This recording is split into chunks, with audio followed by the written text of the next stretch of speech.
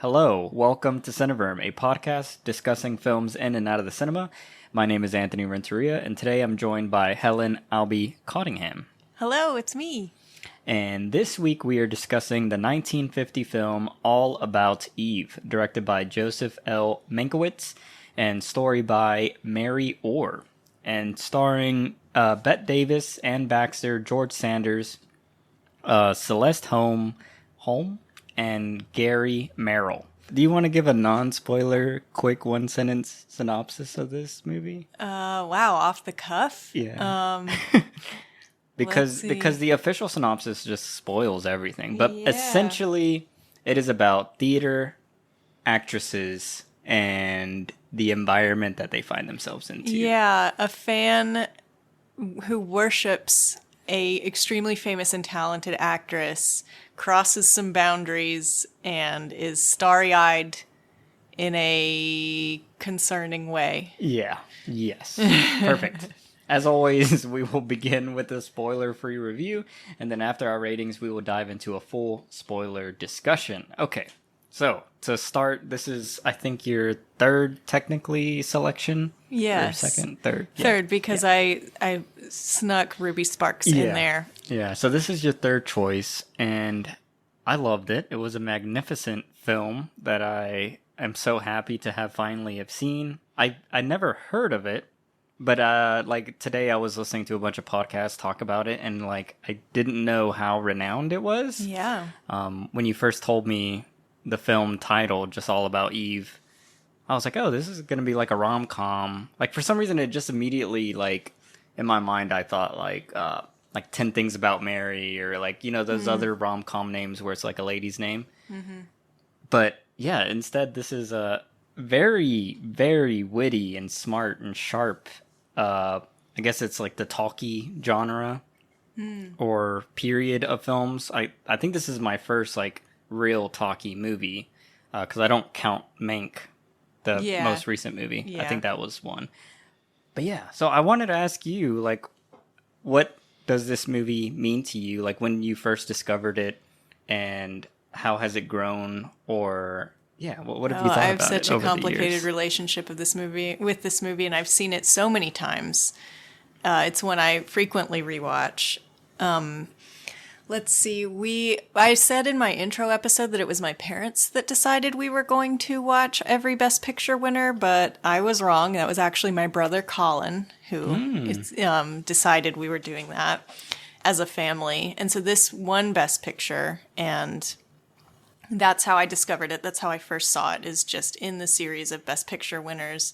And it hit super hard in my heart when I was a teenager, because all these women being so eloquent and vivacious and aggressive, it was very inspiring, I feel like. I remember being kind of pumped up and charged after seeing this, like, yes! A female-led movie where they're just chewing scenery and swapping insults, and it felt like such a rare, special, exciting movie, and exactly my kind of thing. And then I saw it again several years later, like I think when I was in college and becoming more feminist, and it kind of grossed me out. I kind of thought, oh, this is a very heteronormative movie. This is a very, like, the goal is to have a husband and a man. Yeah. And this is all just pitting women against each other. Yeah. And that's kind of toxic. And so when as a teen, I thought it was like this awesome female drama that was unique and very feminist for its time. And then in college, I was like, no, this is very misogynistic and I don't like it at all. And then I watched it again and I'm like, but the dialogue's so good. And there's so many layers. And it is critiquing how terrible Hollywood and the theater are for aging out older actresses. Yeah. You become obsolete so quickly, and that's something that needs to be said and talked about until it's not a problem anymore. And so I think this movie still very much has value. This time watching it, that's the main thing I focused on, was the plight of the aging actress and what a powerful message that is. Yeah. And actually, honestly, the pitting women against each other problem and a woman's only worthwhile if she has a man in her life thing was not as heavy-handed on this watch as I remembered it being. Yeah. When I was super rah-rah feminist in college. Yeah. Oh my gosh. So like that brings up an interesting topic. I don't know if I we should get into it now or in the spoilers. But I was listening to a bunch of podcasts talk about that same exact issue. Like a lot of queer podcasts, a lot of feminist podcasts, and there it was interesting because there was always like a weird mix. Where there was always like a clean divide of some people were like, this film is the heteronormative, like you were saying, and like just it's telling women to like do the things that they were told to do in that time period and still currently perform femininity in a very specific yeah. way. Yeah. And then there's other people who are like, yeah, but that's what like how it would be unrealistic if this movie didn't do that because that is the reality. Like that would be almost creating a fiction, and that's something like I struggle with because like when I write stuff, it's like I don't know, like I feel like there is like a I don't know if it's like what people want out of like people want positive messages and they want to see the change seen on screen, but sometimes I think like society is so fucking shitty.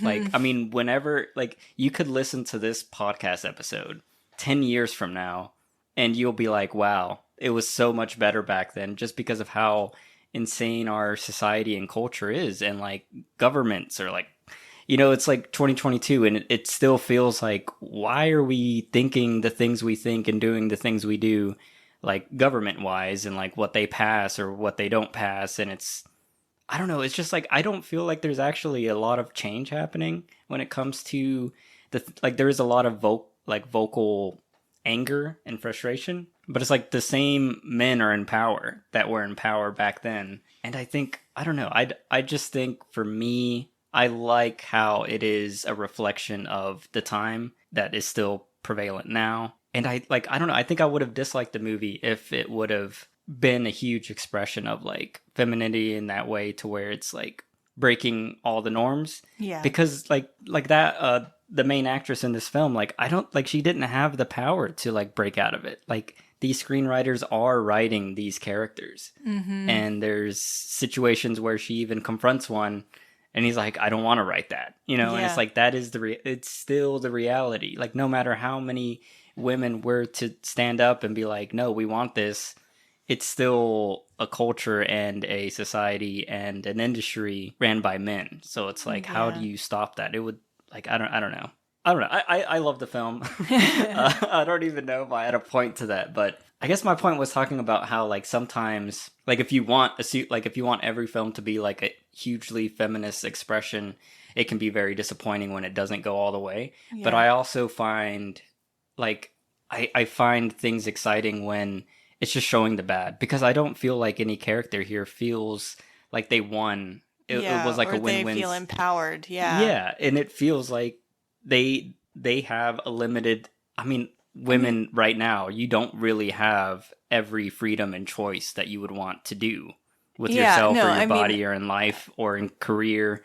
So like, yeah, I think this movie would be gross and terrible and cringy if it didn't still ring true. Yeah. If these weren't still problems that need to be said and need to be pointed out. And if this wasn't unfortunately still the experience of a lot of aging actresses and a lot of people working in Hollywood, even after the Weinstein thing, it's still pretty bad. And yeah, I really agree that it could be so much worse, A. Yeah. And B, and I've seen worse movies from this era. This movie was revolutionary, I'm sure. And I'm so happy that it actually got Best Picture and it actually got recognition. And the fact that it's a critique and that it doesn't glorify it. You don't walk away from this movie feeling like, yes, I should be Eve. Mm-hmm. Yes, I should be Bette Davis. That's a role model that I want to emulate. No, it's like, all these people's lives are kind of bad and kind of miserable, and everybody's disempowered. It's not idolizing it. It's critiquing it. It's disassembling it. It's gutting it. And I think that's the difference. If it had kind of a moral of like, and that's how you find love and success is you behave in these specific feminine ways and everything works out for you, then this movie would be toxic. Yeah. Yeah, and I guess we'll dig into that a lot more in the spoilers, because there's obviously in this film there's amazing dialogue and there's so many brilliant like monologues and speeches that these characters give. And like that's where I think some people are interpreting like different things when they hear a character say something.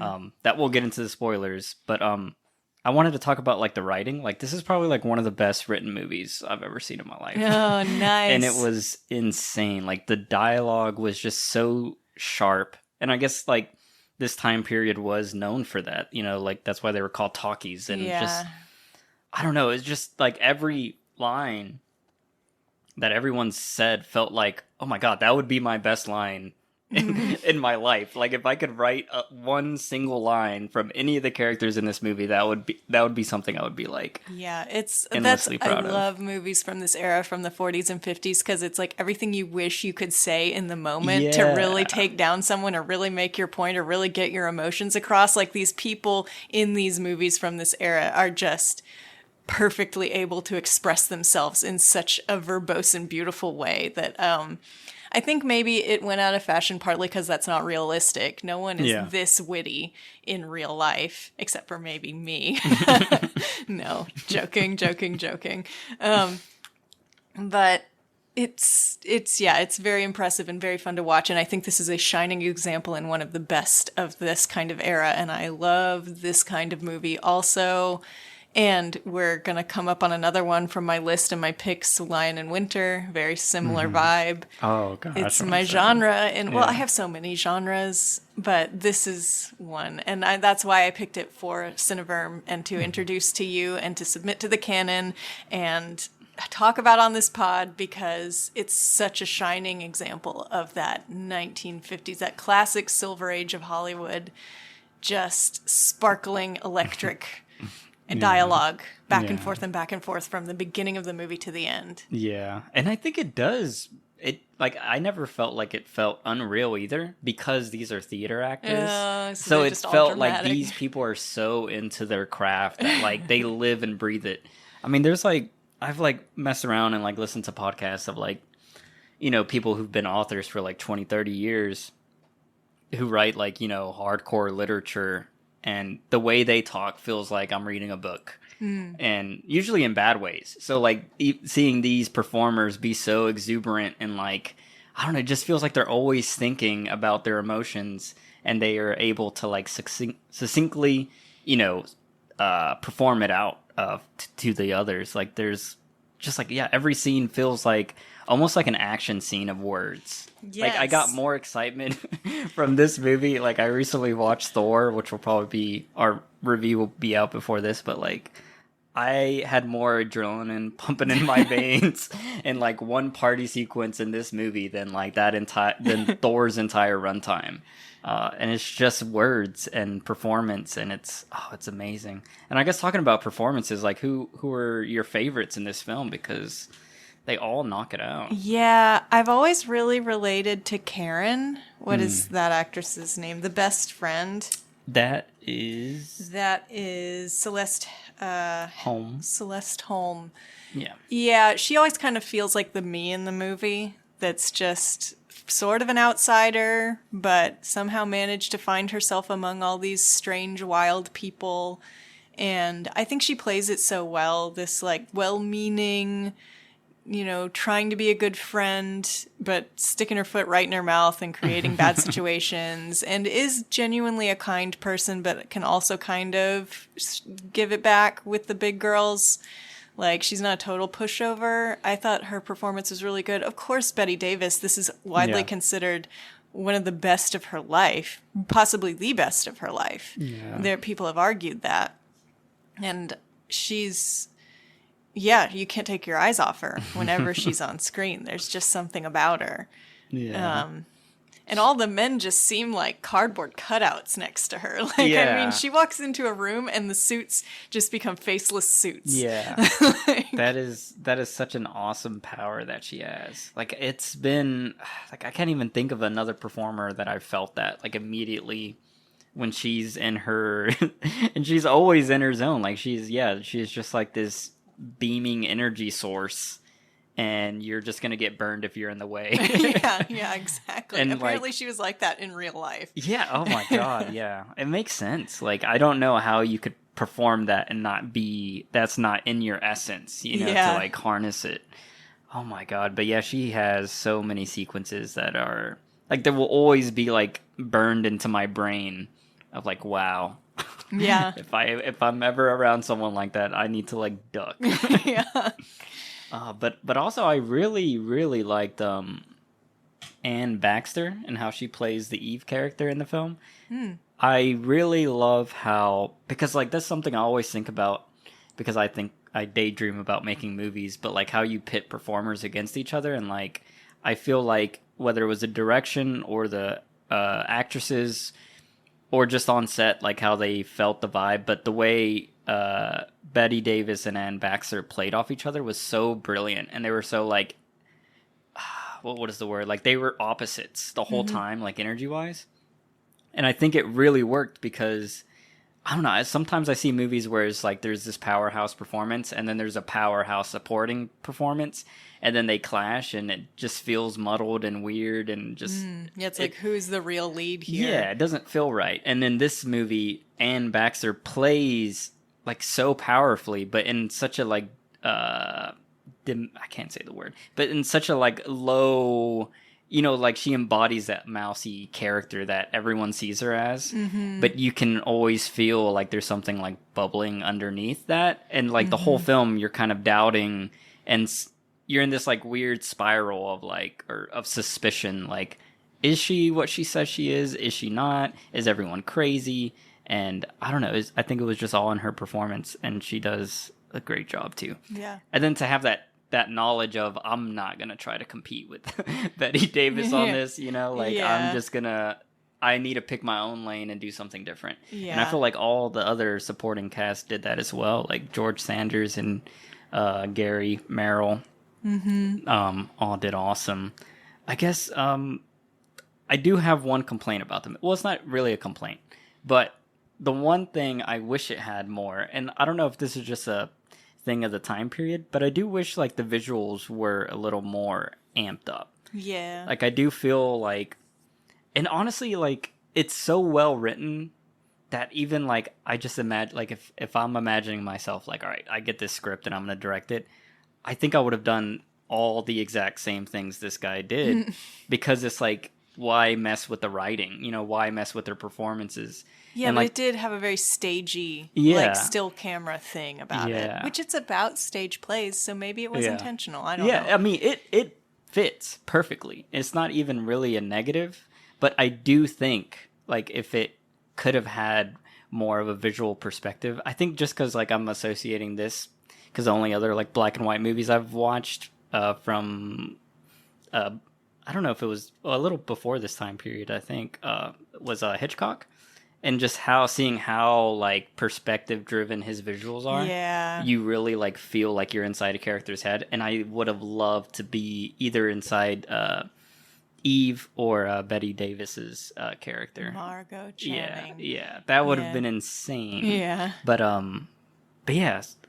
Did you have any other like technical things you want to talk about? Technical things. The wardrobe was awesome. Oh my god! The dresses, the everything, even like the stage play and the wigs and those details about the jewelry and the wigs and the costumes and take the costume to the cleaners and that the wardrobe girls have a union. So like fun details about so many things.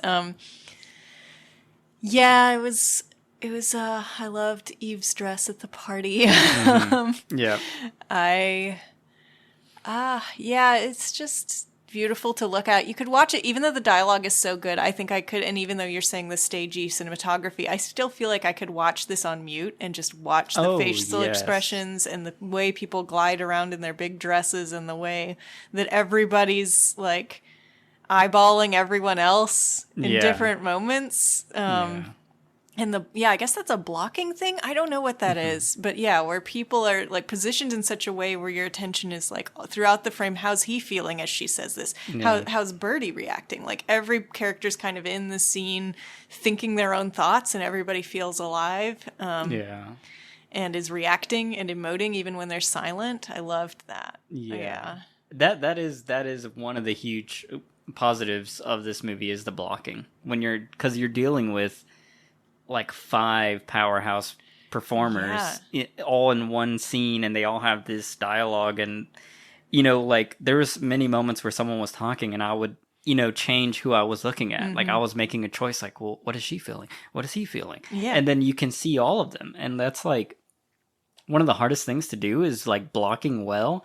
And then also, like, even though the frames do feel like staged and like a stage play, there's so much movement. Like I remember there's one sequence, not to get into too many details, but where the characters are on a stairwell and where they're like seated in proportion. Like, wow, that like, it looks easy once they're all sitting there, but when you arrive on a set, you're like, how am I going to fit 6 characters in here, make it interesting, and how do I make them feel like they can, like they're not sitting here in front of a camera? Like that's a very difficult they're hanging out thing. on the stairwell. Yeah, you have to make it feel organic and real, and it's a testament to the blocking that the cinematographer and director did, and also the performers.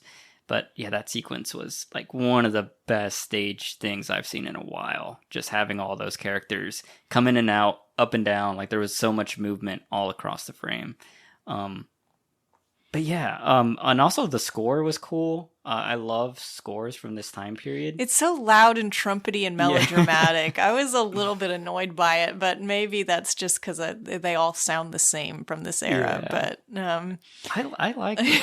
I've been listening to the Mank soundtrack a lot, so I think I was like kind of prepped for it. Yeah, well, this is Mank's brother, his little brother, Joe.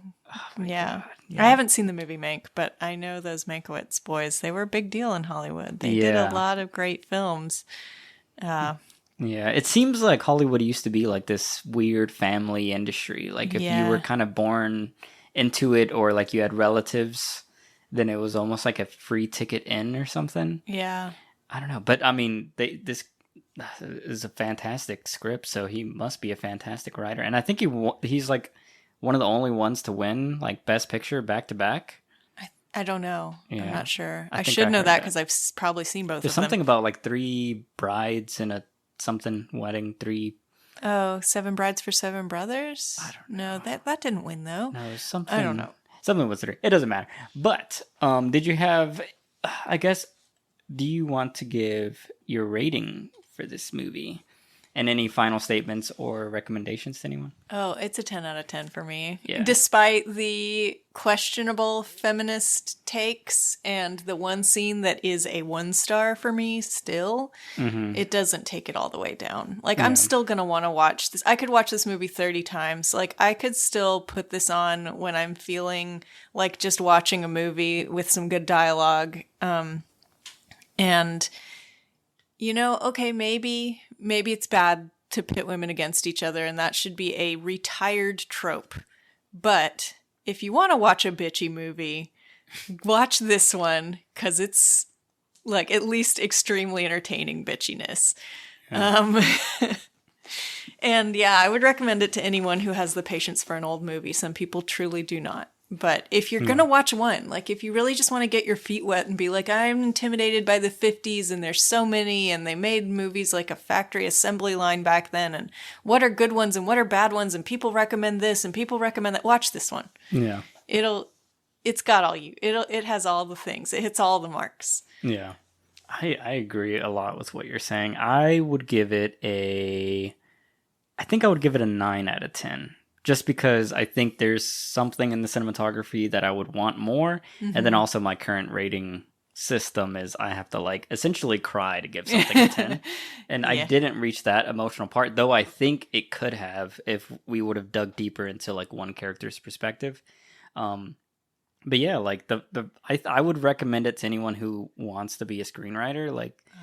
This is like 10 out of 10 dialogue writing of all time. Like, this makes me realize like who, like, because I had previously thought like Aaron Sorkin was really good at like dialogue. Like, the only other movie that I would put this on the same caliber like dialogue wise is like The Social Network, and that movie was like a revelation to me. And this one's just like so far above it.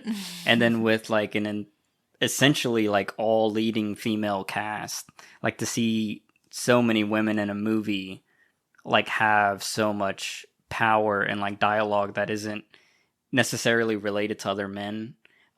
There was like a podcast I listened to about the Yeah, Bechdel test. this movie passes the Bechdel Yeah, test. yeah, yeah, and they were talking about it. I think it's called the Bechdel Bechdel podcast. cast. Yeah, it's one of Yeah, my favorites. yes. Yeah. So everyone check that one out. Their discussion on this movie is beautiful and brilliant. But yeah, listening to them talk about it and like how, like yeah, there are the women pitting women pitted against each other. But I don't know. Also, like what I previously said, like I think that is just a reflection of the time, and it does happen. Like I feel like that happens even in my small scenario, like little circumstances I've been in, where it's like there can only be one Latino dude, you know, like who's the real Mexican of this group, or like weird society kind of like stupid crap like that. But then it's also like I feel like when you are like I don't know, if you're limited in options or choices in any circumstance and someone else is limited in choice and options in any circumstance, you're like bred to like have to fight and have to work harder than anyone else. Yeah. So when you see someone working harder than everyone else and you're also working harder than everyone else, it like I think there's like some intrinsic human quality that makes us want to exceed. Yeah, And when we instant competitiveness. see when you see someone who is like a threat in that way, well, of course you would try to supersede them. Obviously, and this is kind of toxic, or very toxic, and you know people shouldn't do that, especially when you're both disenfranchised individuals. But I can see that happening so much, and it probably still happens like all the time. Because like just thinking about how some corporations are like, we have to meet a quota of like female employees or whatever, and like I've heard stories where it's like we can only promote one female. Yeah. And it's like this tokenizing. Yeah. And then like yet all like let's say there's 6 females vying for that spot. Like it can't be anything other than competitive. Yeah. Because they're so disenfranchised. And that that really fucking sucks. But that's society, and especially culture. when it's an industry like the theater or Hollywood where your beauty is your currency. You have like a ticking clock. Yeah. And that's just constant. And then like when there is a new hotness, your clock is just like evaporated, which we'll get into in spoilers. But yeah, 9 out of 10. I would recommend it to anyone who likes dialogue, good screenwriting. If you like black and white movies, I think the black and white is beautiful, and amazing performances. I would recommend it to anyone. I think like what's her name? Crap, Betty Davis's performance. I think that's like Hall of Fame, one of the best female performances of all time. Yeah, it's seen. In like reels of AFI greatest blah blah blahs. Yeah. It'll be scenes of her in this like great actresses from the silver screen, and it's Betty from this movie. Yeah, like and I love how she looks. Like she doesn't look like Anne Baxter or Marilyn Monroe makes a small performance. Like she looks so interesting, like how her face looks and how she composes her body is not like what I thought would be the traditional beauty in the 1950s or like a female leading role. Like she feels so like powerful in like her physique as well and how she holds herself. So I thought that was like super interesting and beautiful. So if you want to see a strong female character, I would recommend it as well. But anyways, that's going to conclude our review portion of All About Eve. If you don't want to be spoiled, you can pause the podcast now. And while you do that, don't forget to subscribe, leave a review, or comment on what you thought about the film or our takes on it. You can also follow us on Facebook, Instagram, Twitter, or email us at cineverm@yahoo.com. And you can check out our snazzy website, cineverm.com, where we have written reviews. And then you can also check out my personal YouTube channel, A Lonely Critic. And you can check out a new video game podcast that I have called Headset Chat. And then also, lastly, check out Movies for Decades, where Helen and her brothers Colin and John discuss films through the decades. It's an amazing podcast. Okay, but now we have to get into the spoilers. Finally, where do you want to start? No more dancing around stuff. So, how surprised and betrayed did you feel by Eve? Because like you knew nothing. You didn't know she was a backstabbing little monster. No. So were you won over? Did you think she was sweet and adorable and just wanted to help? Did you believe her? Like you said, you had a kind of niggling, like, this isn't right. Something's wrong with her. Is she who she says she is feeling? Did you have that from the beginning? I'm interested. Let's see. Let me process for a second. I think I totally believed her until when did I stop believing her? It was when did I stop believing? Oh my god. So I think I'm just like a dim person because I was totally bought in until she was what was the scene where she was like, I think it is when she started like getting no, it was at the party, I think.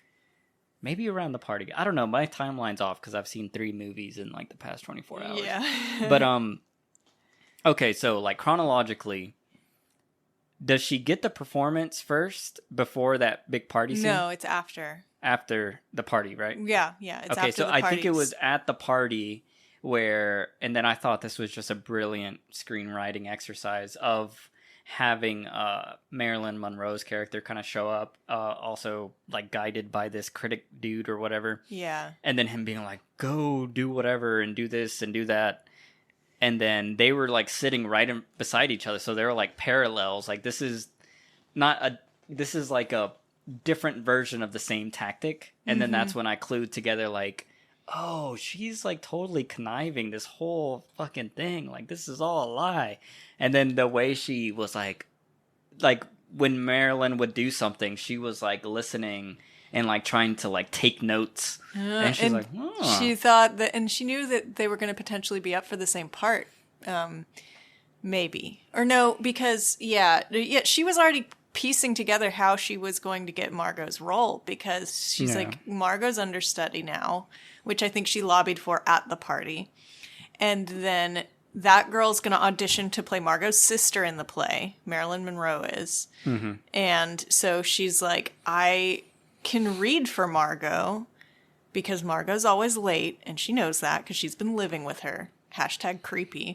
Was this a normal thing to just let fans live with you? No one can do that now, but that's an aside. And then so she's like, aha, this is my in. I feel like she was like puzzling it out on that stairwell. Yeah. Being like, okay, I'll read with her, and I know I'm a better actress than her because look at this fool. And I'm going to blow Margot's lines out of the water. And that's exactly how it worked out. Yeah. But yeah, just to, now that we're finally spoiling, it's yes, Eve is a fan, sort of stalkery, obsessed with Margot Channing, and endears herself to her sweet, well-meaning best friend, who is just an ordinary girl who happened to marry a screenwriter, a playwright, and, yes, did not have the breeding for such to be any further than row B, seat 4, or whatever. Yeah. And yet here she is in the theater because her husband is a playwright. Yeah, the kind of normal person surrogate for the audience a little bit that's like dropped in. Yeah, I really sympathize with her character, even though she totally fucked up later. Yeah, she fucked everything up. Is she's the one I would want to be friends with in this entire cast. Yeah. Because I think her heart was in the right place. She just got taken advantage of by Anne Baxter. So I guess one... But I want to just finish the synopsis real quick. Yeah, so she's a fan. She endears herself to Karen, Margot's best friend, who is the screenwriter's wife.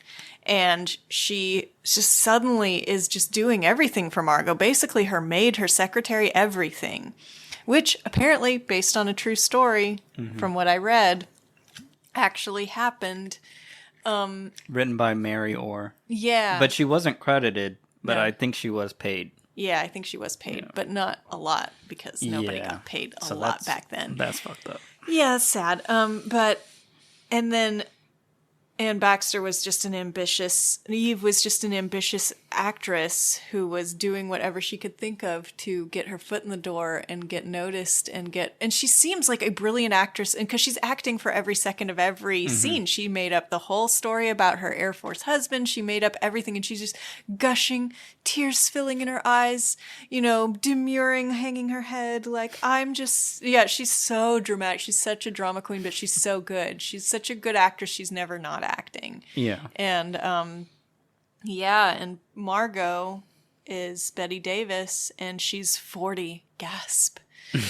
And she keeps getting cast in characters that are 20, which happens, and new hotness shows up and usurps her, and that's it's incredible to watch. Anyway, now what were you gonna say? Okay. I was gonna say about Eve, because you had asked me when I stopped believing her. Yeah.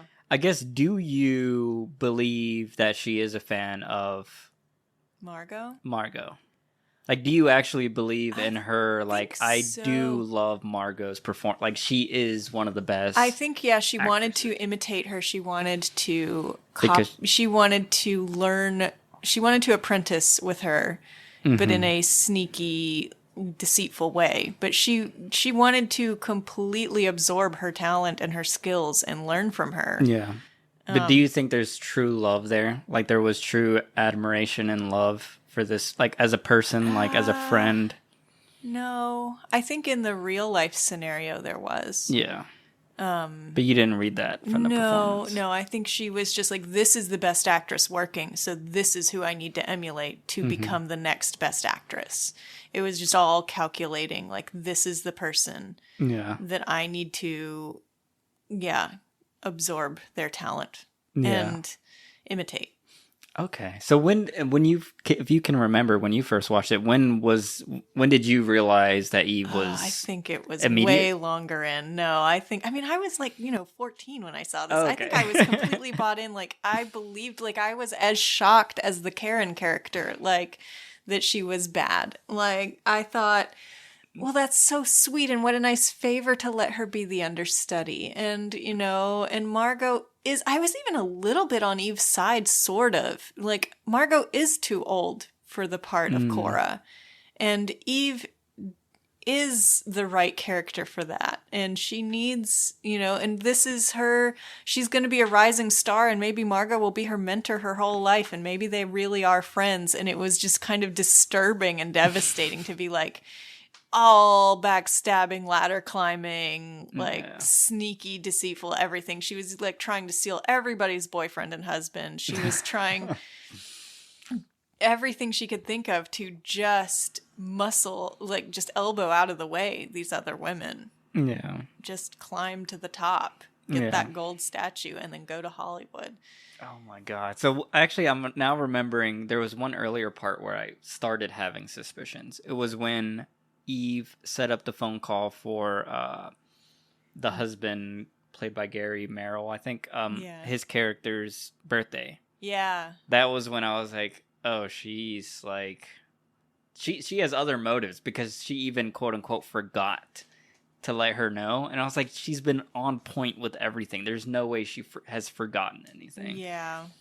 And I thought that was an interesting choice of the character. Like, why did she choose to forget that? Was it to start the, like, craziness in her? So she was trying to, like, kind of get into her psyche so she would start acting crazy to other people and, like, let them know about her paranoia of Eve trying to take over or doing too much. So it would pit everyone on her side, on Eve's side, because Margot's acting hysterical. Like, I wonder if that was the first breadcrumb of her letting her into some of her psychotic. I don't know. I think that was because Margot had forgotten her boyfriend's birthday, and it was just asleep. And this is Eve kind of doing her a solid a little bit to get her to set up the phone call. I think that was to get into Margot's head, to be like, I know you so well that I knew you would forget your boyfriend's birthday, so I set it up for you. And now you feel like shit because you forgot. Because, like, the way she went, oh, it's your birthday. Like she was so disappointed in herself that she forgot. And instead of being grateful to Eve, she was like, I think, she did start to get creeped out. She was like, she knew I would forget. Yeah. And she knew that I would just go to bed without calling him. And so she set this up. Geez, she knows too much about me. She knows me too well. This is starting to make me uncomfortable. So it's like, instead of being, and now she feels guilty for not being grateful that she did her this solid. She's like grateful and creeped out, and it's a very like weird. Yeah, no, I think it was entirely. I don't think it was to pit anyone else against anyone else. Like, boyfriend dude just went on his day like, Margot remembered my birthday. How sweet. And nothing. But yeah, I think that was the beginning of Margot being like, this girl is getting too intimate into my life. Yeah. Yeah. Well, I mean, yeah, that's what I mean. But like, if she really cared, if she didn't want to leave that breadcrumb, she would have told her the night before, and then Margot would be like, "Oh, great, awesome, thank you." But instead she surprised her with it and woke her up from sleep, which classic torture tactic to deprive sleep from people. Oh my God. Yeah. I have no idea about that. Yeah, and you said the word hysterical, and that's an important word because that is something that gets pinned on women who are right and who have a real grievance and a real problem and a real need. Yeah. And have real emotions, but it all gets written off by men as hysteria. Yeah. And that's like literally what every male character in here does with Margot. Like as soon as she starts like showing that, everyone's like, "Oh, she's crazy. Eve is the best. Eve is..." I forgot what one of the lines were. Like, Eve just has so many interesting qualities or something. Yeah, all of these.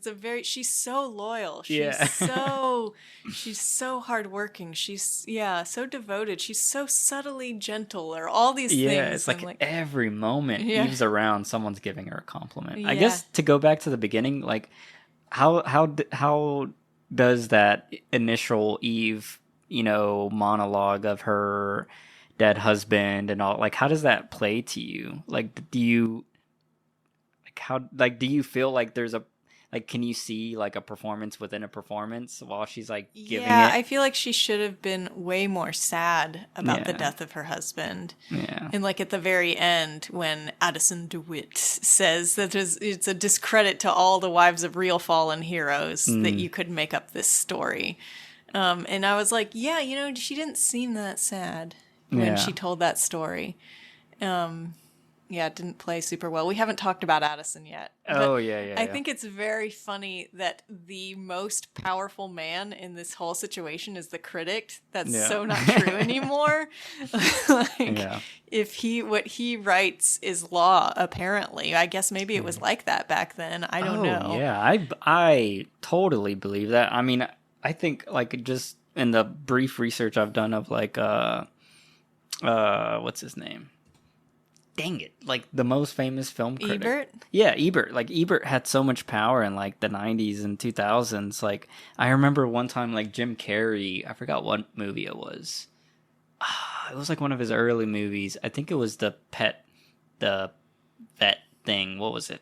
Ace Ventura? Yeah, Ace Ventura. Like I think it got like horrible, like Ebert slammed it and then it bombed when it came out and they were like, we're and like Jim Carrey was saying the studio had called him. It was like, we just got like a 1 star from Ebert. Like we're dead. No. And then Jim Carrey was like, my career's over. Like I'm done. Like I'm never going to be able to do anything or something. But yeah, like, and I think probably in theater, it's so much more severe. Yeah. Especially like just from what I felt from this film. I don't know anything about the actual time period, so I could be wrong. But it feels like from what this movie was giving me, like going to a theater play or like a performance was like a sign of class. Mm-hmm. So like if a critic was like, this is the best play currently in this town or in this area or tonight, then it's like you have to be there to be cool and be smart and be awesome. Mm-hmm. And if you're at another one that got crappy reviews with like some bad performance that feels fake and was poorly written, then you're lame. Like why would you go to that? Mm-hmm. So it feels like almost like all these people, it was almost like a social like hierarchy thing, because those shows would obviously be more expensive as well. Yeah. Like if it got good ratings from all these critics, then I assume that the venues would pump up prices and be like, you're gonna see Margot, like you're gonna have to pay up for that. And Yeah. so I think it was like it's a whole system, especially because this critic guy. I mean, like I don't think he has any real morals. No. Like he was honestly, I feel like he was like the shittiest character Oh, out of yeah. all. Like I think he went way further than like even Eve did. Yeah. Well, he was like, you and I are kindred spirits. We both have a total disregard for human decency or something like that. Yeah, he chose her as his equal a little bit, but then of course dominated her. Yeah. Which that whole sequence, like, what did you think about that whole?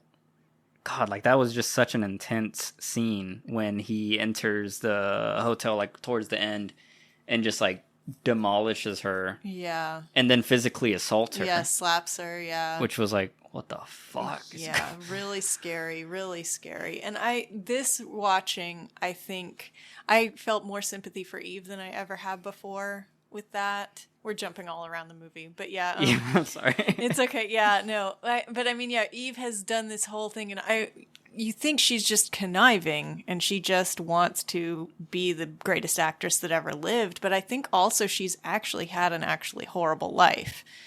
I think that maybe the implication of that scene a little bit, because that's the most emotion she ever shows when she throws herself down on the bed and starts weeping. And it's when he says, you were sleeping with the boss of the brewery. I think he assaulted her. I think that like the way she reacted and the way she started sobbing as soon as he said that, I think it wasn't even her fault. Like, I don't think she seduced that guy. I think that she was victimized by that guy and had to get away. And yeah, she's just dead inside. I just have to have power and I have to use my beauty the only way I can. And I read a lot of stuff saying that Eve was coded lesbian throughout the movie, which I sort of have trouble seeing, but maybe is true. So that could also be a thing too. It's just like, I've had to suffer through pretending to like and be with men all these years and I'm done. And so I have to just find some way to be rich and famous and powerful in my own way. Yeah. Yeah, I did read, well, I kind of felt that. Specifically the scene, which I know was just like a jab, but there was like one scene where Margot was like talking to her boyfriend. It's like, are you going to tuck me in and kiss me goodnight and cuddle me and like all this kind of stuff? And then she looks at Eve. Yeah, and she's like, Eve would do it, wouldn't you? And she's like, if you want me to. Yeah, like it felt like, yeah, I'm totally down. Yeah. But yeah, because she has no, like, she has no interest in men. Like, there's not a single scene where I feel like she was attracted to any men or man. And then also, even when she was trying to seduce Margot's fiance, even when she was talking at length about how Karen's husband was going to leave with her and we're going to be married, but it was all, isn't he the perfect man for me to be with strategically? Like that he's a screenwriter. He's going to write plays for me and I'm going to be great in them and I'm going to be his muse. And it was just, he was just a pawn. Yeah. Like she felt nothing for him, even though she was like, we're in love.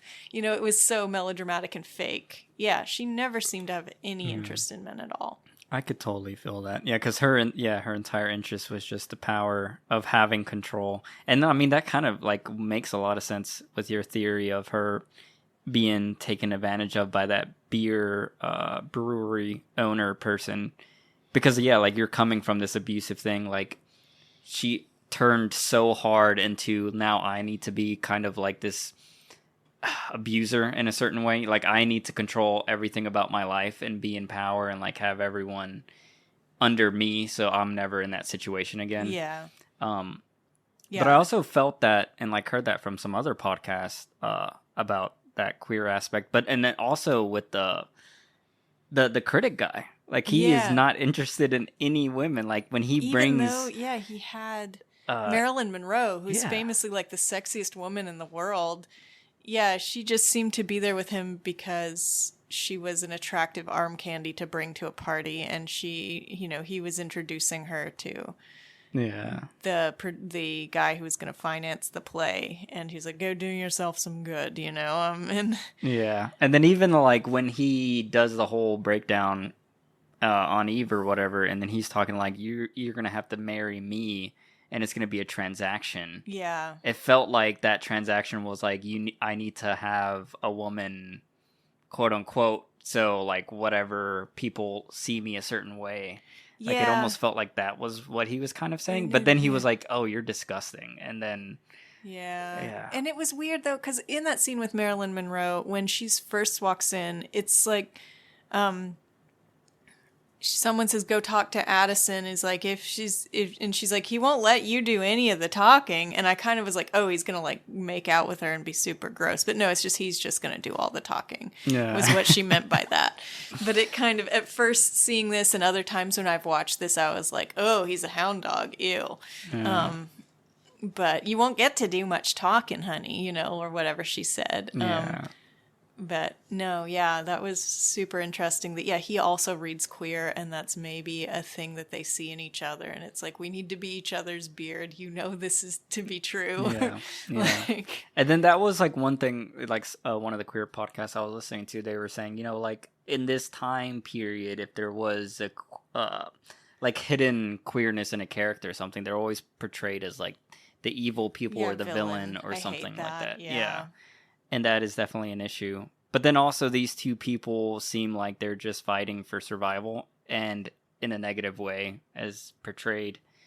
But I do like how at least there is some like, I don't know, like I at least like the thought that they're not just typical straight characters. Like Yeah. it does add some depth, and it does suck that they're villains, but I mean, I wish there was at least like some positive queer leaning character or something like that to Yeah. balance that out. But I loved all his lines though. Like as a critic, he just fit the definitive critic type. Yeah. What scene did you want to? I want to break down the car broken down scene. Okay, Break yeah. down the breakdown.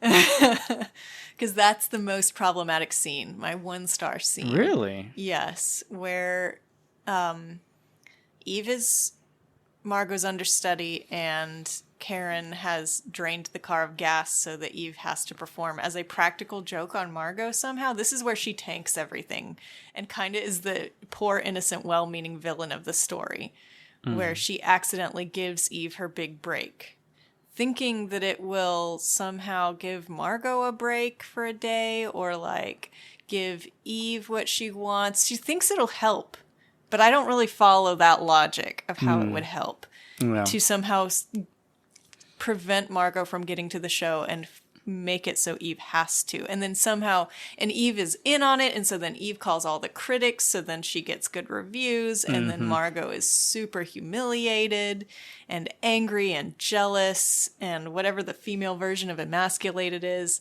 Yeah, I don't know. And that's a whole fallout. But that moment in the car where Margot's just kind of sitting and feeling sad and being like, you never escape the business of being a woman, and even if your career is over, you still have to be a woman. And what makes a woman, waking up at 6 a.m. and there he is, or whatever, looking up and there he is. And it's like, you're not a woman unless you have a man. And that scene bothers me. I cringe whenever I hear it. In my mind, in my memory of that scene, though, it was like a long speech. Yeah. A long pontification about how I feel worthless unless this younger man that I'm in love with marries me, and I feel worthless unless I have I don't feel validated as a human being, and I don't feel feminine unless a man is there telling me I'm feminine and valid. And that just seems so problematic and gross. But now I was trying to forgive it a little bit more this time watching it. And I was thinking, okay, well, she does just want love. And it's just too bad that she's framing it in the, I just wish I had a man, when it's really, I just wish I had a partner. I wish I had someone that liked me for me and not Margot Channing. And that's part of why she didn't want to marry him, was she was afraid that he was just in love with her persona and not her real self. Yeah. And she knew she was going to have to retire someday, and how bleak and depressing to retire alone. She would like to have a husband or someone there with her that loves her. once she's no longer the great and powerful Margot Channing. And so that lament struck me as less gross this watch. But man, in my peak feminist college girl era, I was like, cancel the whole movie for that scene. I was like, this is sending the wrong message. No one should watch this movie. Girls are going to walk away from this movie thinking that you are not a woman unless you have a male counterpart. You are not feminine unless a man tells you you're feminine, and that's fucked up. Cancel it all about Eve. I hate it now. Yeah. But this time I was being a little bit more forgiving, and I was kind of trying to see it through Margot's eyes specifically and not have it be a statement about all women. Yeah. And that was just what she was going through, facing her mortality as an actress. Yeah. That sentiment I heard a lot. Yeah. Like every podcast, they're like, this movie's great, and then let's talk about this. Yeah. And they're like, fuck all this shit. But like, it's so interesting to me because like even when I watched that before I listened to any podcast, like it felt like an admission of failure, and it felt like this is what I am. Not because I want to be it, and then I don't have a choice to not be it. Therefore, this is all I can be in this society as this famous actress who's aging out. Yeah. Because of the sexist culture, because of the sexist industry. And then now I either have a choice to just be alone or to be with this man. And then she's verbalizing, I'm not Margot, I am the image of a woman to everyone else. Like, I felt like it was a label that she isn't defining for herself. It's a label that has been defined. Yeah. And her saying it was like, look at me, I'm in this vehicle with this friend who I can kind of feel like she knew she like fucked her over. Because how is this car just going to randomly run out of gas when this guy literally just pumped it? Yeah. And it just feels like there is no winning. So the only thing I can do in this situation is make a choice. And that was her coming to terms with, you know, I don't get to define myself, and this is the only option. And it still feels like a failure. Like I do wish maybe she would have done something else, but I don't know. I really liked that scene, and it made me feel like really sad. Like, this fucking sucks that she had to feel that and then verbalize it, and then she enacts it, you know, like that is her fate. And like, she feels like there is no other option and there is no other choice. Yeah, she's like, just trapped in this situation. Yeah. That's a really good way to look at it. Yeah. But I guess that's how I read stuff, because I even read like some movies that, you know, get canceled or get, you know, a lot of hate. I don't know, like sometimes I feel like it is cool to have a movie just show someone fail because of how shitty society is. Because that's what happens 99% of the time, is failure. Like, you are crushed by this. Like, so many women are probably crushed by this reality of like feeling like they have to be with a man for whatever reason and not because they want to. And then it's like a testament if you can get out of that, because it's just so ingrained in everything. Like, everything sets you up to fail in so many ways. And like, even in other like aspects or avenues, like it's like constant all the time. And like, at some point, like, fighting just gets so exhausting, you know? And like, I think there's a lot of people who are like, yeah, but you should just keep fighting. But it's like, some people break, you know, and it's okay to break and be broken and not also feel like you're just the weak version of us because you broke. Like, no, like, they need help and they didn't have help, you know, like, she had no one else in her life. And I don't know. I thought it was an amazing scene, but I also understand that it can be just very well acted too. Yeah. And I feel like Bette Davis was kind of feeling it in her real soul. Yeah. I mean, and it's crazy that she was actually falling in love with and later married the guy who is her boyfriend in this, and who is actually 7 years younger than her. And it was like whispered about at the time, like, oh, she scored this younger man, like, and I think she was insecure about it throughout their marriage, and like just the way she was insecure about it in this, like, wouldn't you want to trade me in for Eve? Like that intense scene where he throws her down on the bed, like, where they're fighting and fighting and fighting about how she's quote unquote hysterical, but really just genuinely freaking out that her career is over, and that everyone likes Eve better because she's a younger, better actress. She's the new hotness, and where does that leave me? And you know, and he's just like, listen to me, I love you, and you need to calm down. But he's kind of like thrown her down and is shaking her and yelling that in her face. Like, that's not comforting. Like, that's not a good way to handle this. Oh my God. And then he gets up and is walking away, and she's like, are you going to check on Eve? And he's just, oh, I can't even believe you would say that right now. Like, he just tried everything to convince her. He's like, we are adults that love each other. We both know we love each other. Like, why is this an issue? Yeah. And it's like, because you are so freaking insecure. And all the men were so baffled by Margot's insecurity. Like, why are you so upset? Actresses are ageless. You specifically, Margot, are ageless. What are you talking about, honey? What? Why? Why are you so upset? And it's like they were completely unaware or refusing to acknowledge this whole situation. And wow, that scene, which you referred to earlier, which happened just before the fight with her boyfriend, was with the screenwriter, where you need to realize that the piano does not write the concerto, and you are just the instrument on which my words play, and you need to stop thinking that you're in control. And oh my gosh, that was intense. Like, loved it. Yeah, that was insane. And like, that guy was just a piece of crap. Like, because that whole argument also, like, I think they had an argument earlier where she was like, why don't you just write an older woman character that I can play? And then she says something like, one where like the wife shoots the husband or something. Yeah. And that was a beautiful line. But then he's all like, I don't want to write that. Yeah. And like, that's baby, you're ageless. You can keep playing 20-year-olds forever. You don't know. Like, and that's the like toxic part of these two, and well, like all the other male characters that are like diminishing her paranoia, because they're not acknowledging that she is aging out, and she knows it because she's playing characters 20 years younger. Like, it's just obvious that at some point I'm not going to be able to play 20 years younger. Yeah. Like, on some point it's going to be so obvious that I can't do that, and y'all are just acting like that's not happening because I'm doing it now, but I'm talking about tomorrow. Yeah. I'm talking about next year. I'm talking about my future. Yeah. And then that's like, that's so, like, imagine having your dream career and your dream job and like something you love and you're passionate about, and then you don't get to do it because other people are not doing their part or like doing anything to help you. Yeah. Like, she's not choosing to stop being an actress. Yeah.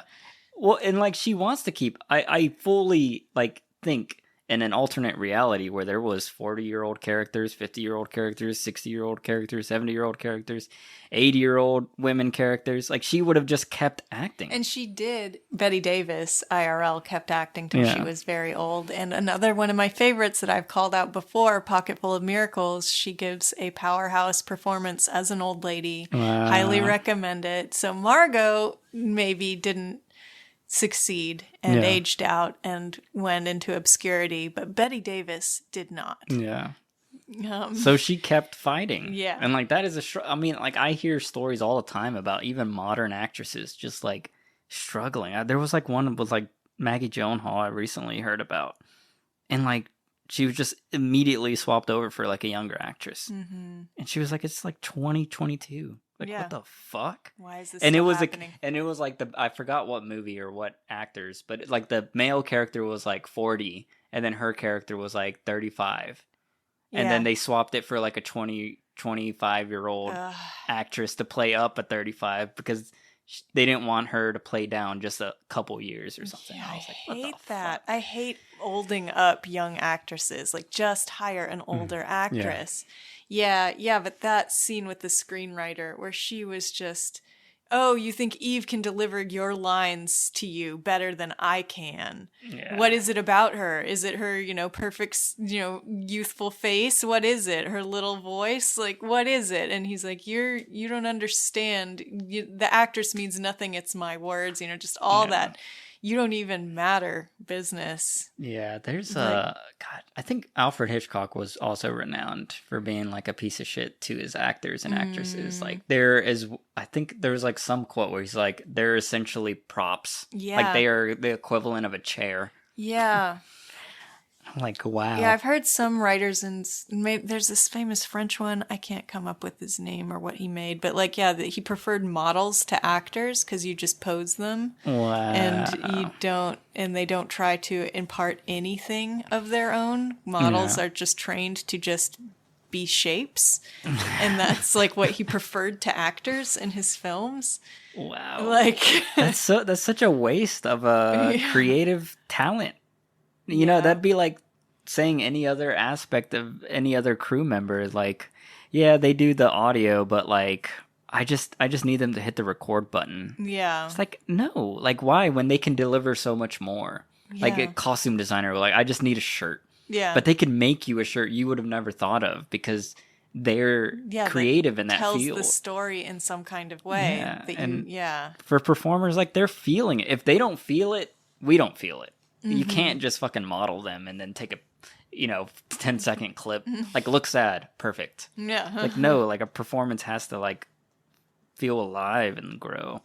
But yeah, that whole scene, and then yeah, the part with the boyfriend, I thought that was like super powerful. And then like, yeah, how you were saying like how it ended with her just immediately snapping back to Yeah. like, are you gonna check on Eve now? Yeah. God, that Just so jealous, so driven crazy, yeah. and so ignored. And like she was an alcoholic. Like Oh Margot was yeah, definitely drunk yeah. all of the time. I think that was the like huge, like, I don't know if Eve planned this, but like this would have not have worked with any other actress who was a little more stable and a little more like, she is totally like a firecracker. Yeah. And I know for a fact Eve knew that immediately. Yeah. And that's maybe why she picked her as her like host Yeah. for her parasitic actions. Yeah. Because it was like, it just seemed like the easiest mark and the easiest target, because so many people would have turned against her, which they all did, and called her hysterical. But I guess to get into that, like the birthday party scene, I want to hear your Fasten your seatbelts. Yeah. Yeah. Yeah, she got so very plastered. The like leaning on uh the the piano player, play it again, you know. Oh, and so she plays drunk so well, Betty Yeah. Davis. But yeah. It was amazing. That is like one of the best. Like, I'm actually writing a short film thingy about a person being drunk, and it was so cool seeing. Like, my character is a male drunk, which I'm very familiar with. I think everyone's familiar with like drunk males and what they do. But like, this was one of the first times I've seen like a drunk female, because usually in like movies, at least modern movies, when a woman gets drunk, the obvious thing always happens, and it's just like they're just flopping around or whatever, and then disgusting stuff happens. Yeah. They're victimized. Yeah. Yeah, immediately. And I loved how this was just like, Everybody's just get out it of was Margot's way. She's plastered. it was like this brute energy of like, you think I'm unhinged, or you think I'm like, I have too much power, or like I express myself too much, but then like get a couple drinks in her and it's like full blown supernova. Margot is unleashed, and she's not like exaggerated. It's just like, just her vibe is like pure, and then the words just sting so much more. But she's not, like waving around, she's not falling or tripping, and she is slurring, but not to an exaggerated extent. Like, it's such a beautiful performance, because I feel like when you're like acting drunk, like, I feel like you either like go into the camp and it's ridiculous and dumb, and it's so hard to do like a serious drunk, and I'm trying to say something, and it's part of my character's emotions revealing themselves, and she walks such a nice fine line. Yeah. It's amazing. Like, there's that there's like, I can't remember the exact lines, but she's like thinking about eating a chocolate, Yeah. and you can tell like that is related to her feeling like, I can't eat this chocolate because then I'm gonna get fat and everyone's gonna look at me, and like, I don't want to eat, and like all this kind of stuff. And then like she gets pushed to the point to where she just eats the chocolate angrily. Yeah. Like, I don't know, I just love all those like little, I don't know, it's just like just pure character emotion. Yeah. And that whole scene And all was the just mannerisms and all the thoughts in her eyes Yeah, Yeah. her heavy, beautiful eyelids. And they get more and more heavy and squinty as she gets more and more drunk. And she's telling, the guy who finances everything, like, I love you, I really love you. And he's like, she loves me like a father, but she's also loaded. And like, yeah, just so many great, charming moments like that. Yes. Yeah, the party is also like renowned. Yeah, that is one of the best sequences I've ever seen. And I love how she's like, her pre-gaming session is insane. Like, I think she chugged like 4 drinks before anyone even showed up. And I was like, dude. Yeah. She's wild. Yeah. And then I also love the other aspects of the party, which was the Eve situation. I love how she kept her cool and then played into being, again, like, she felt even more retracted than she had the entire film.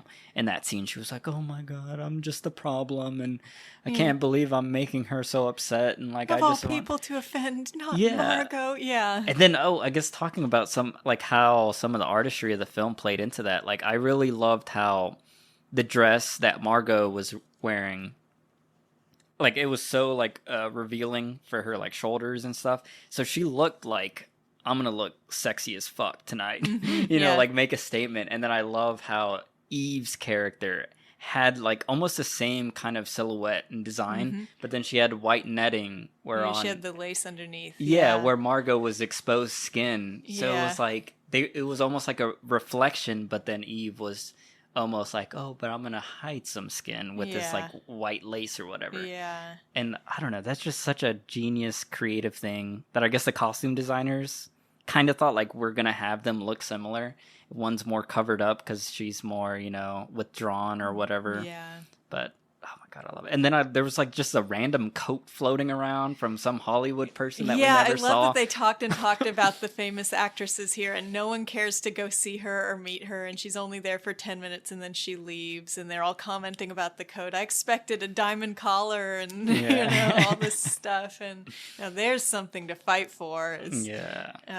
Is furs like that, blah blah blah blah. Yeah. And I love the one they picked because it was so huge. Yeah. And there was a whole bed of coats, and this coat looked bigger than all those coats combined. And I was like, wow. Yeah, it's like, doesn't it depress you that they live somewhere where it doesn't even get cold with furs like this? Just so many great... Yeah. Love this movie. I feel like I'm going to feel bad that I didn't call out a certain sequence or another because they're all good. Yeah. One scene. Well, I guess this is going way back to the beginning because this is something I noticed as well. Is like Eve is her character is so smart in the way she performs to certain people. Like for Margot is a very like alpha kind of person. Like she likes being in control of like a social group and of other people. Like I feel like she is definitely just that like alpha person in any and all relationships. And like, of course, to be in a relationship with someone that like powerful and like energy like desiring, you have to be like all giving, like, oh my god, like she is just immediately like, you're the best ever and I'm just always gonna be like in your shadow. But then for her boyfriend Gary Merrill, like even when they first met, he's like not really paying attention to her and he's sitting down smoking, she's in the chair across, and she immediately knows like, what do you think about theater, or like whatever, like a question that she knows is gonna rile him up. And then he like goes into this whole monologue about like theater and like how it's the real art form and TV is just like auditions and like all this kind of stuff. And then he's expecting her to be like, oh, shut up or whatever. And then she's like immediately reads like he likes to feel smart. And she's like, no, I agree with you and all this kind of stuff. Yeah, she's a master manipulator. Because she does it again with him when it comes back, when they're in the dressing room alone. And then she just keeps like egging him on like about trying to be with her. And then he... well, I guess, I wanted to like hear your reaction about that, like how this boyfriend doesn't cheat on Margot. No, because he says over and over that he genuinely loves her and that they've been together forever and that they've been solid for so many years. Why does she doubt him? And yeah, it's true. Why does I mean we don't see him directing Eve because he's the director in the play that she winds up being in, and they say that they both fought and fought for Eve, the screenwriter and the director, over her performance and advocating for her for each other, and she played them against each other and then smoothed the arguments over and over, and like there's a little montage about that. But yeah, even through all that time, yeah, he never seems to be romantically interested in Eve. Yeah, to his credit, that's nice. Yeah. And I wonder if it was believable because that actor really was hot for Betty, and like you believe him more because he was like really actually no, man, Baxter, I'm not interested in you. Like Betty Davis is in the other room and she's the brightest light I've ever seen. Like, Yeah, I feel that. Yeah, It felt so authentic. I was like taken aback. I was like, wait, he's not gonna cheat on her? Like I just assumed in all movies, like the dude is always just gonna cheat when they have the opportunity. Like that's just like kind of a norm. And then especially with Eve being so like manipulative. yeah, like yeah. I was like, oh, he's gonna give in, and then he doesn't, and then like they marry, and I was like, oh, well, that's great. Like I'm happy that they're actually like legit. They're and she called him groom over and over again. Yeah. Oh my god, and I love their banter, like between Betty and Gary. Like just their character, like they totally were perfect for each other in this weird way because he was like he always found a way to almost like, well, besides the part where he throws her on a bed and is shaking her wildly, like that was a little too much, but he normally always knew how to diffuse her. Yeah. And he knew like don't give in to her like energy and like feed it back to her. Like you just have to like almost like take a step back. Like the whole party scene, he was doing everything right. Like the way he was talking to her was like neither acknowledging or diminishing. It was just like this, like just smart retorts. Yeah. So I don't know. It was interesting. Yeah, like, they're back and forth. Yeah, it's very cool to watch. Yeah. Yeah. I'm glad you appreciated that aspect of it. Yeah, because the dudes do usually cheat. And that was the one thing Eve didn't win at, was seducing the men. And I was about to be so mad, like when I thought for a minute that she really had seduced the writer guy, Lloyd, and she was actually going to run off with him at the end. And I was like, what? That could actually be true. And Karen's so sweet. And how could he leave Karen? But it was all a lie. That was you don't think that was true? No, I don't think any of it was true. Because like at the whole dinner scene where she's winning the award, it seems like Karen and Lloyd are together, and he seems to feel nothing for Eve, and she doesn't feel anything for him, and it just seems like there was never anything there, and it was just Eve talking to Addison like, trying to manipulate him and say, wouldn't it be perfect if I was with this screenwriter? Yeah. And she wanted him to validate, she wanted him to validate her and encourage her to do that. But it was also just to make her seem powerful to him. And he was like, don't lie to me like you lie to everyone else. You know I can see through you. Yeah. That's interesting. See, I totally bought it just because, I don't know, Lloyd was just immediately a douche. But he's the writer. He's the you now. Yeah, well, writers are douches, I guess.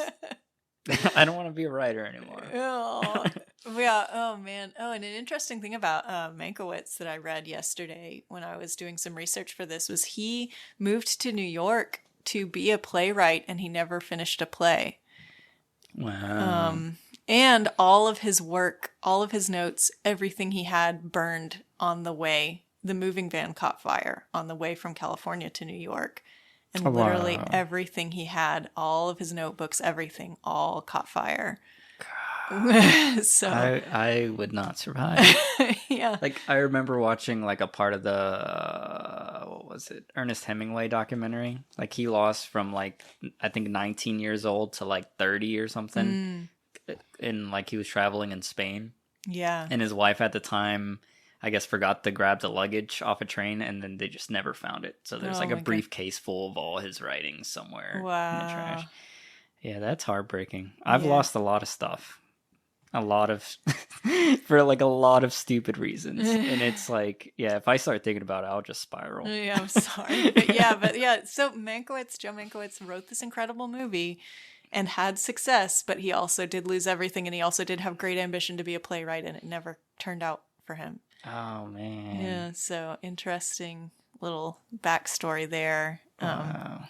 That is interesting that he chose for this to be about plays and theater. You know, I mean, like because that was Orr's story, okay. was Yeah. about a woman that she knew who was a Margot character type who had a young woman actress become obsessed with her.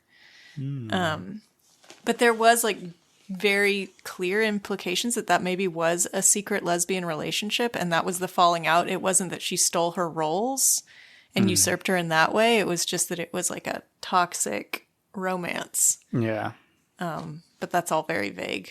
I wonder if that story is still available, because I think it bet was like it some is. journal piece. Yeah, it was in, yeah. Oh, and then the final scene where Phoebe, the new stalker, Eve's stalker, is there, and she's got the award, and she's bowing in front of all the mirrors, and it's like that perfect visual language of this will just happen over and over and again into infinity. There is just more Eves off into the horizon, mirrors on mirrors of all these girls are just the same. It's just a grist mill of beautiful young girls coming in, acting, getting their moment, being replaced, coming in, acting, getting their moment, being replaced. And like, it was so vividly portrayed in that final. Yeah. I was wondering how you felt about that. That was definitely the visual highlight, because like the way the camera is like positioned. See, I don't know if that is actually in that space or if they actually had like an encirclement of mirrors, because if you looked at like the edges of the mirror, you saw multiple mirrored reflections, which I don't think would happen just from a three-way mirror. So it seemed like she was in almost like a kind of almost encircled cone, and then they were just like endlessly reflecting. But yeah, that scene was the visual highlight, and I loved how she's just like, you know, posing with it and like kind of moving and smiling, and the music was like swelling and stuff, and it's like, wow. I love movies where like they have visual, like it's saying something with the visual, and then that's what you kind of end on, and then it's like that wraps up the whole thing. I also love like intros that start like that, or just any scenes that feel like, oh, this is the theme, is this entire visual moment. And then I found it interesting that it happened so quick for Eve. Yeah. Because like she literally just, well, it was like one of her first performances. Yeah. Wins she was in all one these, play, Yeah, wins all these awards, and like she's already gonna be replaced. Like, what did She you? already has someone who's obsessed with her. There's a fan club at a local girls' school all about her. Wow. And there's already an aspiring actress waiting. I mean, I think it was just to show like how brutal the industry is and how aggressively, like you think you're on top and you're never actually on top, and your replacement is already waiting in the wings. Yeah, especially when you're a performer, because anything exciting and new is exciting and new, and you can't ever be exciting and new again. Yeah. You know. It's so true. But what did you think about like her performance during that scene? Because, or I guess Eve's reaction to that, because it felt kind of weird how she was just like, because she obviously she sort of did seemed like this. she believed it, even though she should know that this is another usurper. Yeah. But I think she kind of appreciated it, because she kind of was looking her up and down like, oh, okay, you know, hit me with your best shot, little girl, you know? Yeah. Like, go put this on a trunk, I want to pack it, you know? Like, and I mean, she was also just so high on her own supply that, yeah, she's off to Hollywood, it doesn't even matter anymore, and she's so arrogant now. But also, I think maybe she was, like, giving her a little nudge, like, oh, you think you're ruthless? All right. Take my award and go put it in the other room. Like, I don't know. It was an interesting dynamic. There was weird chemistry between those two. Yeah, totally. It was kind of flirtatious. Yeah. Yeah. So, I mean, maybe she'll be happy with it. Yeah. It's like, give me like 5 years and then I'll let you replace me. And then, yeah. Oh, if only it was a chain of, like romantically involved women that like have an agreement that like you get to be on the road with me touring with my play and we sleep together and we're a thing that's secret, and then you're my understudy, and once I'm ready to retire then you replace me, and it's like then that would be an empowered situation, kind of. The women are choosing their successors and they're getting some kind of fulfillment, and it's a symbiotic thing instead of this leech situation. Yeah. Huh. Yeah, I totally think if there were to be like a remake or a modern interpretation, it would definitely have to feed into that energy. Because I think that would have made this movie way better if it would have been a little more obvious or upfront or acknowledging of that. I guess one other thing I want to ask you about is the whole award ceremony thing. Like the movie starts with it, and then we kind of like see it towards the end again when she finally wins the award, and then she gives that speech about all her friends and like and they're all super glaring at her. Yeah, and really that should have given it away from the beginning when they're like talking about Eve and applauding, and Betty Davis is not applauding pointedly, and Celeste is not applauding pointedly and kind of frowning and just stirring their drinks. And that should have given away that Eve is a bad person. Yeah. But I love the freeze frame that happens in the beginning. I was like, whoa. I'm not ready. I loved how that was all just making fun of award ceremonies, where it's just patting people on the back and old out of touch men voting for people that they have no idea about, and no one deserving ever wins. And it was like, they knew that about award ceremonies back in the 50s. Nothing has changed. It's kind of disturbing how this movie is such a social commentary and such a critique of the industry, and nothing has changed. It's still relevant in pretty much every way, except for I don't think critics have that much power anymore. After Ebert, critics, they don't. It doesn't matter what they think. Now all of Twitter exists. Now all of Letterboxd and Rotten Tomatoes exists. Like aggregates of that. Of a voice. So how could there's no like Addison DeWitt anymore that could control an actress and be like, I will, if you belong to me, then I'll make sure I write good reviews of you and your career will be stable. Like, no actress could endear themselves to all of Twitter, though they try. And be the chosen one that Twitter vouches for forever, or whatever, the darling of Rotten Tomatoes. It's all a lot more, I guess, democratic now, if you think about it in that way, but also a lot. Well, I don't know. I think, I don't know. Because I do, like, I feel like there's still a badness in the current critic climate where it's very, like, I can totally feel, like, opinions of something is established early on. And I know, like, movie studios do this. They will, like, for example, like, Marvel, Disney, they'll be like, they'll pick certain critics who have given past Marvel movies a high score, and they'll invite them to the early screenings. And it's like, I don't think it's like a transaction or discuss, but it's like, you obviously go out like, well, this guy gave a 90% to Doctor Strange. We'll invite him. This guy gave it a 40%. We're not going to invite him. And I know that kind of transaction happens. And I think that still does carry a lot of weight, because those early reviews that come out before all the Rotten Tomato reviews or whatever, that sets the like mood and the like current reception of a movie. Like when everyone comes out and is like, Thor is boring, then now you're going into a movie thinking, oh, I heard Thor is boring. So if it does bore you, you're like, yeah, it was boring. That's what I had heard earlier. But if you go in completely blind, like maybe you wouldn't have thought that. Maybe it was like, oh, there was like one boring part and then it was fun. But yeah, definitely not like a Ebert or like this crazy guy. I guess one final thing I want to talk, like, did you feel like her emotion was real, where she was talking about losing her, like how much she loved her friends and like she's so thankful for them and all that? No, it was all just her performing what a ideal speech would be. So you don't think she felt sad, like she was going off to Hollywood and she's left this disaster? No. I think she was just, yes, box Deuces. Checked. I've done it. Yep. Off I go. Hollywood. There was one scene that really bothered me, and maybe this is a thing of the time period, but they were like I think it was Margot and her boyfriend were just like walking down a street, New York street or whatever. Oh, yeah, and it that was looked really obviously fake. And Yeah. they're just walking in place. Yeah. And I was like, wait, y'all could have just got outside? Yeah. It was funny because the people behind them. It was Addison and Eve, I yeah. think.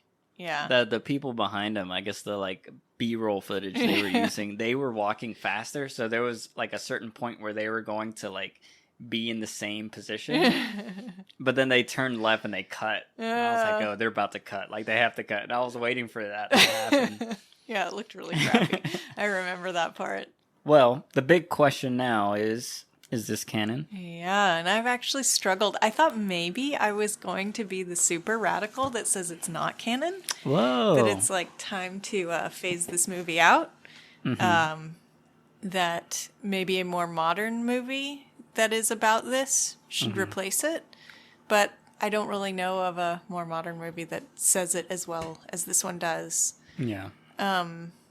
And I was like, oh, maybe this isn't canon because really only film nerds need to see this. People who want to be screenwriters, people who want to see Bette Davis, one of the greats, do her thing, but just, average people, maybe not. And could this really make you fall in love with filmmaking? I don't know. Like, I was trying to think of reasons to not add it to the canon. Yeah. But it's pretty much universally considered canon by everyone else. Yeah. It's one of those standards. Yeah. Like, I think there's only been 2 other movies that have been nominated as much as this one was for the Oscars. I think it got like 12 or something. Yeah. The only movie to ever have 4 women nominated, 2 in supporting and 2 in lead. Yeah. Which was insane. It's and so probably why they lost. That happened so long ago. Dang it. Yeah.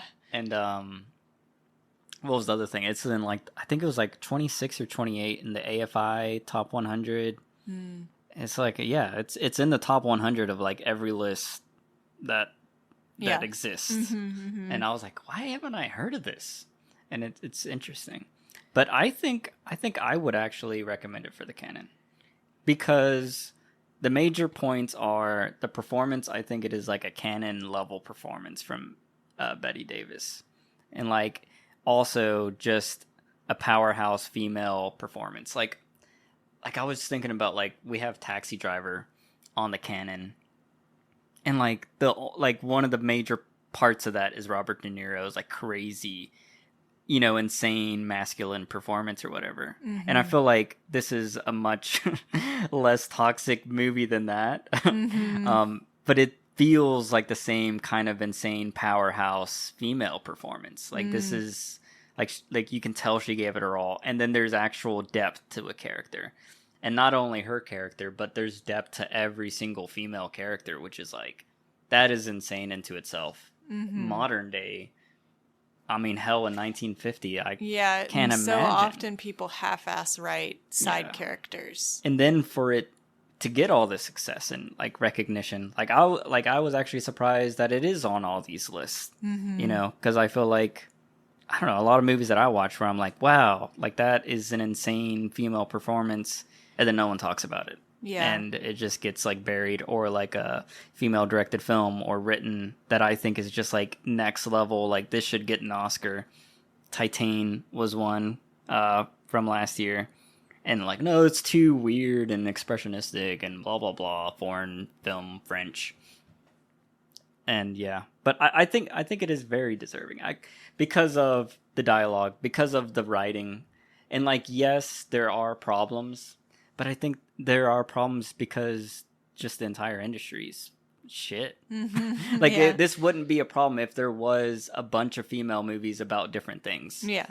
It just sucks that this is one of the greats, and then it doesn't satisfy the entire spectrum of positive femininity. Like, it is a darker story about that, and about these women encircled in this negative kind of spiral of one-upping each other and like being pitted against each other. But I still think it is, I don't know, the only other movie that actually reminded me of this a lot, and I think I heard that they were insanely inspired by this movie, was The Favorite. I don't know if you ever saw that.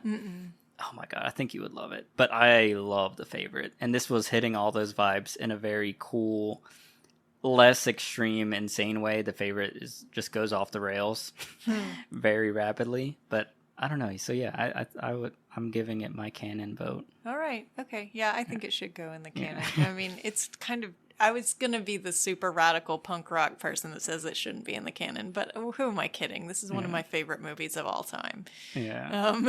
It's my personal canon. Why shouldn't it be on the Cineverm canon? Of course. Yeah. That's awesome. That is a new addition to the canon. I am very happy. So, thank you so much for listening to this episode of Cineverm. We would be grateful and humbled if you could leave us a review or rating with your thoughts or comments on Apple Podcasts or Spotify, and if you could share us with your friends or family, as that helps us in our journey to spread the love of cinema. And we'll see you next time.